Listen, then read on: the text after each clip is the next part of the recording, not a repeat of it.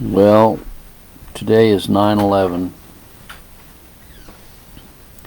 and many of us remember 9/11 as being a day when over 3,000 people were killed in New York, in the towers.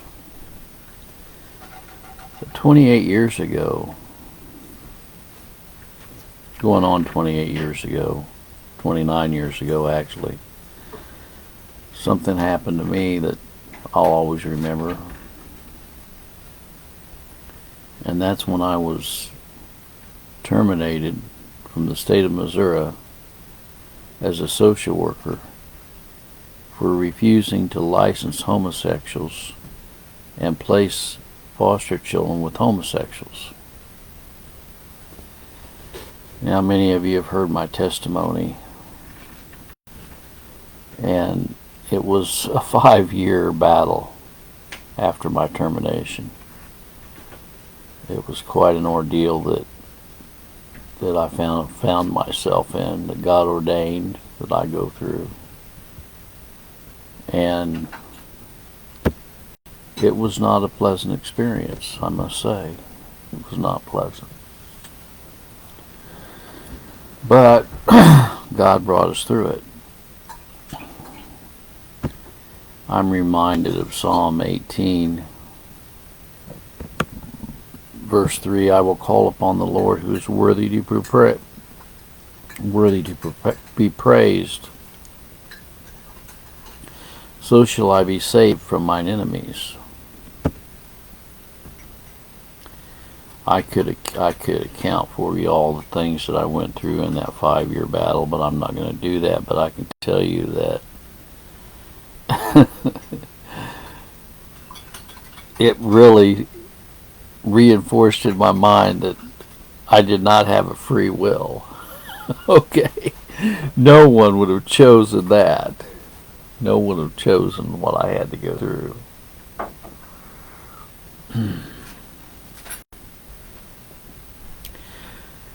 You know,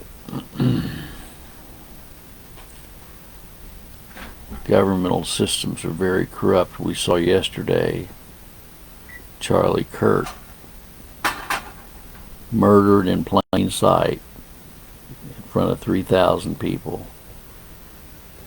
you know, merely because he was registering his particular beliefs about something. Why do the heathen rage? You know, I experienced raging, you know, when a supervisor came into my workspace with a ball bat and started threatening me with a ball bat. You know.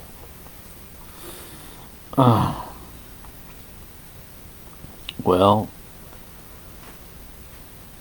sometimes people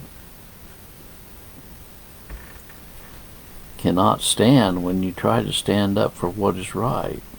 They will come at you with everything they can to bring you down to destruction.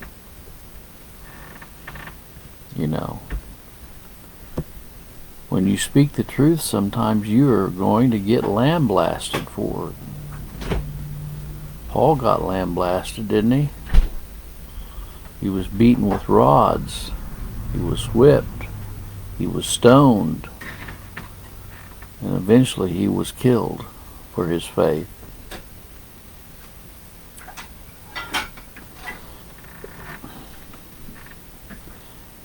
You know, only by the grace of God will we stand.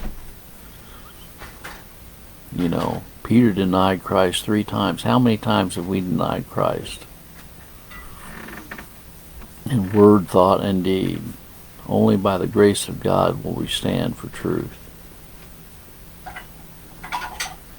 Only by the grace of God will we stand against our enemies. You know, I'm going to just read through the 18th chapter of Psalms. I hope it will be a blessing to you as it was to me. To the chief musician, a psalm of David, the servant of the Lord, who spake unto the Lord the words of this song in the day that the Lord delivered him from the hand of all of his enemies, and from the hand of Saul. And he said, I will love thee, O Lord, my strength. The Lord is my rock and my fortress and my deliverer, my God, my strength, in whom will I trust, my buckler and the horn of my salvation, and my high tower. I will call upon the Lord, who is worthy to be praised. So shall I be saved from my enemies. The sorrows of hell compassed me about. The snares of death prevented me. In my distress I called upon the Lord and cried unto my God. He heard my voice out of his temple, and my cry came before him, even into his ears.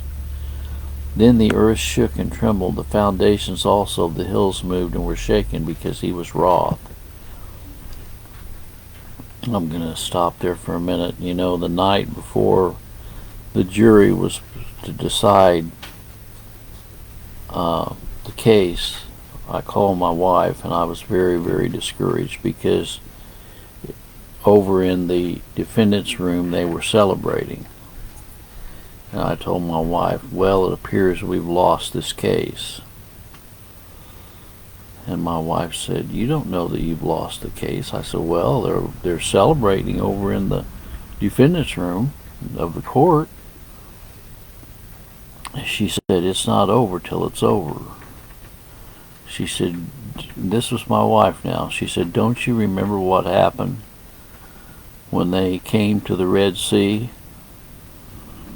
She said, what happened? I said, Rosette, I said, that was then, this is now. She said, well, what happened? I said, well, God parted the Red Sea, and they went over the Red Sea on dry land. She said, well, God can do that for you. She goes, I don't believe it. It's over yet. Well, the next morning, I went into court, the federal courthouse in Kansas City, and the supervisor that had fired me came in the courthouse crying. She was crying. And the attorney for American Center for Law and Justice was the one that was my attorney, Jay Sekulow and his group.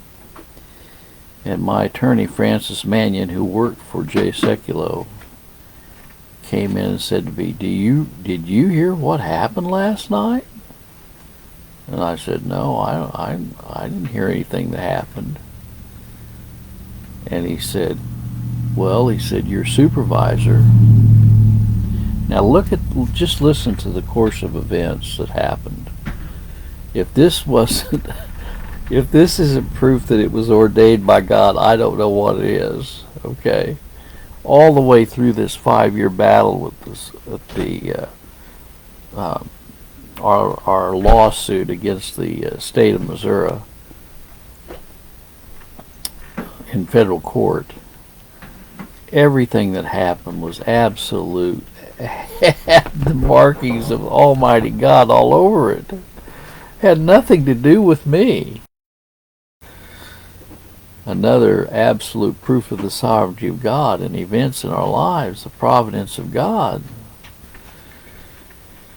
This supervisor that fired me also worked part-time at a motel in the accounting department. I guess she was trying to raise money to put her daughter through college.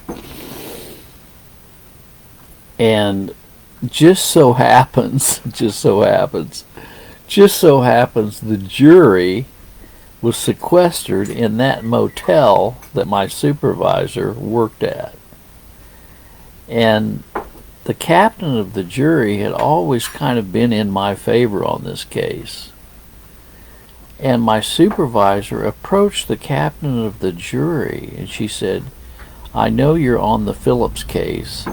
And she said, anything that you could do to help the state of Missouri out on this would be most appreciated. That's called jury tampering. This supervisor came to me and tried to persuade me to rule in favor on this case. The judge went into orbit. She was furious. She thanked the captain of the jury for meeting with her. And to make the long story longer, as my dad would used to say, it changed the whole nature of the case. There was no more celebration.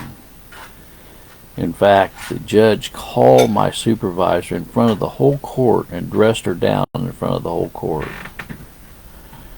And of course, that caused the whole jury to rule in my favor. The Red Sea was parted. Okay. As Rosette had predicted the night before, the Red Sea parted, and we proclaimed victory. The reason I'm sharing that is that this is kind of what David does in the Psalms. He was a warrior, and many, many times he had to go out and fight against these enemies, and God was victorious for David. Okay? And,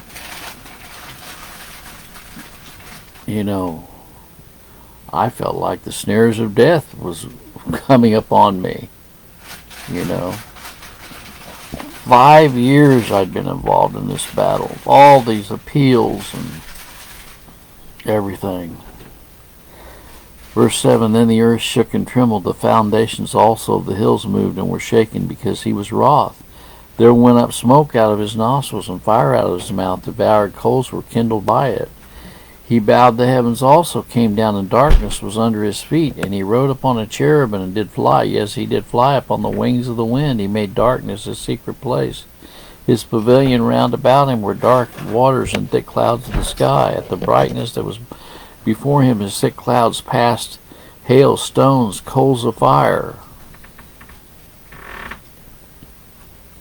The Lord also thundered in the heavens, and the highest gave his voice, hailstones and coals of fire. Yet he sent out his arrows and scattered them. He shot out lightnings and discomfited them.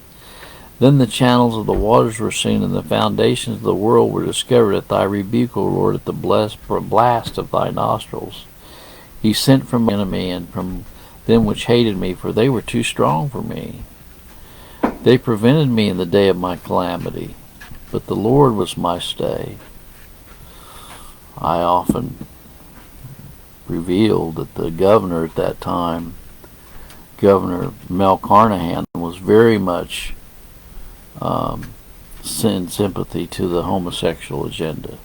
He did not like me. I worked for the state that he was a governor of. And Jay Nixon, the Attorney General, later to become the governor, didn't like me at all. You know. And a lot of people don't know this, but Mel Carnahan was running again for governor, and he was at a political meeting of homosexuals. And when he left that meeting, he got in his plane. His son was with him, and the plane crashed, killing him and his son. God has a way of intervening against things that he abhors. They prevented me in the day of my calamity, but the Lord was my stay. He brought me forth also in a large place. He delivered me because he delighted in me. The Lord rewarded me according to my righteousness, according to the cleanliness of my hands hath he recompensed me. For I have kept the ways of the Lord, I have not wickedly departed from my God. For all his judgments were before me, I did not put away his statutes from me. I was also upright before him, I kept myself from my iniquity. Therefore hath the Lord recompensed me according to my righteousness, according to the cleanliness of my hands in his eyesight. With the merciful thou wilt show mercy, wilt show thyself merciful. With an upright man wilt thou show thyself upright. With the pure thou wilt show thyself pure, and with the froward thou wilt show thyself forward. For thou wilt save the afflicted people, but will bring down high looks. For thou wilt light my candle, the Lord my God will enlighten my darkness. For by thee I have run through a troop, and by my God have I leaped over a wall. As for God, his way is perfect, the word of the Lord is tried. He is a buckler to all those that trust in him. For who is God save the Lord? Or who is rock save our God? It is God that girdeth me with strength, and maketh my way perfect. He maketh my feet like hinds' feet, and sitteth upon me upon high places. He teacheth my hands to war, so that a bow of steel is broken by arms. Thou hast given me the shield of thy salvation. Thy right hand hath holden me up, and thy gentleness hath made me great. Thou hast enlarged my steps under me, that my feet did not slip. I have pursued my enemies and overtaken them, neither did I turn again till they were consumed. I have wounded them, they were not able to rise, they are fallen under my feet. For thou hast girded me with strength unto the battle, thou hast subdued under me those that rose up against me. Thou hast also given me the necks of mine enemies, that I might destroy them that hate me. They cried, but there was none to save them, even unto the Lord, but he answered them not. Then did I beat them small as the dust before the wind. I did cast them out as the dirt in the streets. Thou hast delivered me from the strivings of the people. Thou people whom I have not known shall serve me. As soon as they hear me, they shall obey. The strangers shall submit themselves unto me. The strangers shall fade away and be afraid out of their close places. The Lord liveth, and blessed be my rock, and let the God of my salvation be exalted. It is God that avengeth me, and subdueth the people under me. He that delivered me from mine enemies, yea, thou liftest me up above those that rise against me. Thou hast delivered me from the violent man. Therefore will I give thanks unto the Lord, among the heathen, and sing praises unto thy name. Great deliverance giveth he to his king, and showeth mercy to his anointed, to David, and to his seed forevermore. Well, I've just kind of been reminiscing this morning about 29 years ago when all this went down. And it was not a fun. And, you know, during the deposition and everything, I've written a book about this case. You can get it from lulu.com. It's called Phillips versus the State of Missouri, or you can email me and I can send you a PDF copy of it if you have any interest in it. But it was quite a time of my life that I went through, and the Lord brought us through it, gave us the victory. And I could tell you some of the other events that happened. I don't have time to do that this morning, but I'll just relay one event that happened. This homosexual supervisor that hated me so much, when he was getting ready to do his deposition at the Penn Towers building in Kansas City. I wasn't there, but my attorney told me later the conference room that they were getting ready to do the deposition, when this supervisor, Mark Cheney, walked into the room, the sprinkler heads went off and all the room was flooded. The moment Mark Cheney walked in the room, the whole conference room was flooded. They had to shut it down. You say, well, that just happened. That was just that's no big deal. Yes, it is a big deal.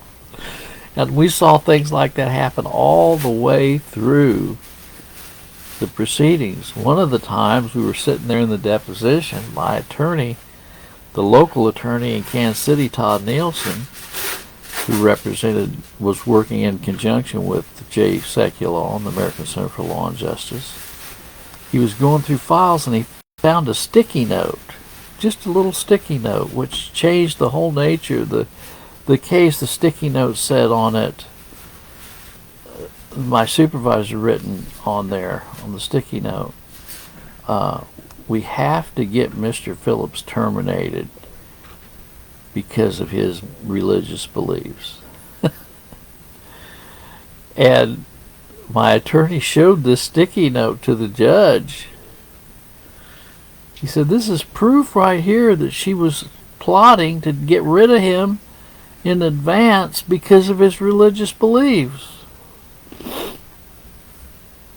By the way, when she terminated me, she put on the termination papers, Mr. Phillips's religious beliefs are getting in the way of him doing his job effectively. By the way, up until the time that my refusing to license homosexuals, up until that time I had gotten perfect evaluations.